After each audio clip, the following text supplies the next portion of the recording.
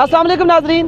तहरीक आज़ादी कश्मीर के अजीम मुजाहिद सैयद अली शाह गिलानी आज इस दुनिया फ़ानी से रुखसत हो गए हैं। मकबूजा कश्मीर में उनकी नमाज जनाजा अदा कर दी गई है और दुनिया भर में बसने वाले कश्मीरी उनके गायबाना नमाज जनाजा जगह जगह पर अदा की जा रही है। मीरपुर आज़ाद कश्मीर में भी आज जो है वो 3-4 जगहों पर जो है वो गायबाना नमाज जनाजा अदा की गई है। इस वक्त जमात इस्लामी ज़िला मीरपुर के ज़ेरे तमाम मीरपुर स्टेडियम में जो है वो बड़ी तादाद में लोगों ने आज नमाज जनाजा से यहाँ पर शिरकत की है। इस वक्त जमात इस्लामी के रहनुमा हमारे साथ मौजूद हैं, इनसे बात करते हैं। अस्सलाम वालेकुम। बिस्मिल्लाहिर्रहमानिर्रहीम।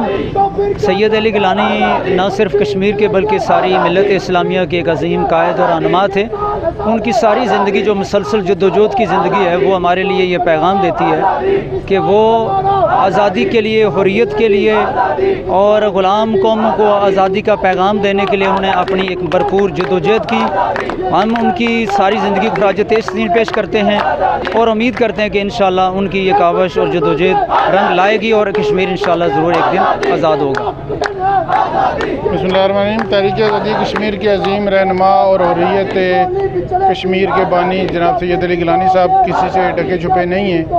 एक बहुत बड़ा नाम तहरीक आज़ादी के पुश्तीबान, और अगर ये कहा जाए कि कश्मीरी जो हम जितने भी हैं उनके बाप, तो ये कम ना होगा। आज मेरे ख्याल में कश्मीरी यतीम हो गए हैं कि अली गिलानी साहब के जाने के।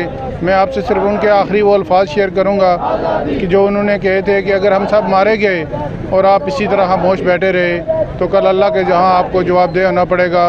अब हमारे हुक्मरानों को सोचना पड़ेगा कि वो 92 साल बूढ़ा अपनी आँखों में जो ख्वाब लेके गया है, जो तड़प लेके गया है, उसकी तकमील के लिए यहाँ से हम क्या किरदार अदा करते हैं। जो कश्मीरियों की सही तर्जमानी करते थे और जिनका मुद्दा मकसद ये था कि ला इलाहा इल्लल्लाह मुहम्मद रसूलुल्लाह की बुनियाद पर हमारे रिश्ते हैं, और जब वो कहते थे और जिस जुर्रत और दलेरी से उन्होंने पाकिस्तान जिंदाबाद और ये कहा कि ये कश्मीर आज़ाद होकर पाकिस्तान में शामिल होगा और हमारा रिश्ता अल्लाह ने पाकिस्तान के साथ जोड़ा हुआ है, हमारा मज़हब का रिश्ता, हमारा सकाफ़त, कल्चर, हमारे दरियाओं के रुख, तो मैं आज उनको खराज तहसीन पेश करता हूँ।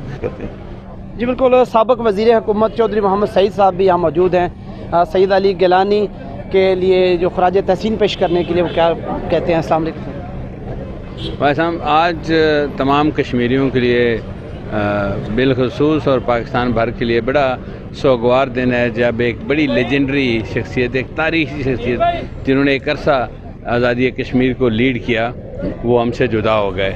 उस पर जो हिंदुस्तानी हुकूमत का रवैया था वो बहुत ही काबिल मज़म्मत है और दुनिया को इस बात को देखना चाहिए कि जहाँ पे एक लीडरशिप को जो उनकी लेजिटिमेट लीडरशिप है उसको आप दफनाने के लिए और वो करने का मौका नहीं दे रहे हैं। दूसरी तरफ हमें भी सोचने की ज़रूरत है सीरियसली कि भाई इस इशू को अगर हमने सीरियसली फॉलो करना और हल कराना है तो हमें हमारे जो अपने फाइल एंड रैंक्स हैं उसके अंदर इत्तेहाद पैदा करना पड़ेगा, एक यूनिफाइड पॉलिसी देनी पड़ेगी, भांत भांत की बोलियां बंद करनी पड़ेंगी, एक ही टारगेट है और उस पर मिल बैठना होगा और वो एजेंडा तय हो जाए, वो अबव ऑल पार्टी एफिलिएशंस हो कि जी हम कश्मीरी में मिल बैठकर दुनिया को कैसे ये पैगाम देना और अपनी बात कैसे पहुंचानी है जिसको दुनिया सुने।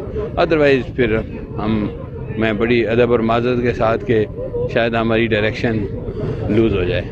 बस जी बिल्कुल। यहाँ पर जो सैयद अली गिलानी उनका गायबान नमाज जनाजा जो है वो मीरपुर आज़ाद कश्मीर में काफ़ी बड़ी तादाद में यहाँ पर लोगों ने शिरकत की और सैयद अली गिलानी की जो कश्मीर के हवाले से खिदमात हैं उनको खराज अकीदत और खराज तहसीन पेश करने के लिए यहाँ पर बड़ी तादाद में लोग जमा थे। नमाज जनाजा में लोगों ने शिरकत की और उसके बाद खसूसी तौर पर उनकी रूह के साले साहब के लिए दुआएँ भी की गई। इजाज़त दीजिए। अल्लाह हाफ़िज़ नासिर।